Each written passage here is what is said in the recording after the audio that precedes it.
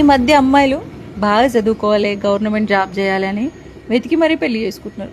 బాగా చదువుకున్నోనికి అన్నీ తెలుసు అనుకుంటున్నారు. అరే, పుస్తకాలలో ఉండేది సమాజంలో లేదు, సమాజంలో ఉండేది పుస్తకాలు లేదు. అందుకే కదా బాగా చదివినోడు బానిస అవుతుండు, ఏం చదవనోడు రాజ్యం.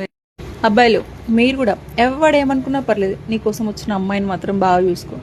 ఎందుకురా నీ పెళ్ళాన్ని అంతలా వెనకేసుకొస్తున్నావు అని ఎవడైనా అడిగితే అందరికీ చెప్పు, తను నాలో ఏముందని చెప్పి నాతో 7 అడుగులు వేసింది, తన జీవితం నాకు ఇచ్చింది అని. భార్యాభర్తల మధ్య గొడవలు సహజం, ప్రశాంతంగా కూర్చొని మాట్లాడుకుంటే సరిపోతుంది. మనం ఎట్లుంటామంటే వినే సగం, అర్థం చేసుకునేది పావు, ఆలోచించడం 0. రియాక్షన్ మాత్రం 200%. ఇక బంధాలు ఇట్లాంటి వాళ్ళకి ఏడ నిలబడతాయి. కాలు కదిలిస్తే ఆరోగ్యం, చేయి కదిలిస్తే ఐశ్వర్యం. అందుకే చెరో పని చేసుకొని ఇబ్బందులు రాకుండా ఉన్న దాంట్లో హ్యాపీగా ఉండండి. నాకు తెలిసి ఏ భార్య కూడా భర్త దగ్గర ఎక్కువగా ఏం కావాలనుకోదు. ఎందుకంటే తన భర్త పరిస్థితి ఏంటో ఆమెకే బాగా తెలుసు. తను ఆశించేది ఖర్చు లేని నీ ప్రేమ, నమ్మకం, నేనున్నాను నీకు అనే ఒక భరోసా. భర్తకు ఆకాశం అంత ఓపుకుంటేనే సముద్రం అంత మనసు గల భార్యను అర్థం చేసుకోగలడు. కొంతమంది మగమహారాజులు ఎట్లుంటారంటే భార్య చెప్పిన మాట వింటే బాగుపడతామని కూడా తెలుసు, అయినా వినరు. ఎందుకంటే ఇగో అడ్డొస్తుంది. ఏందక్క ఈరోజు ఎక్కడేం పని లేదా, మా మీద పడ్డావు అనుకునేది.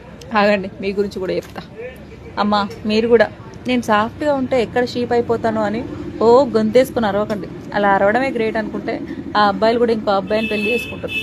ఏం చెప్పినా జర సాఫ్ట్గా చెప్పడానికి ట్రై చేయండి. సర్లేండి, మా పిల్లలు ఎప్పుడైతే దాన్ని వెయిట్ చేస్తున్నారు. ఉంటాం, మళ్ళా బాయ్.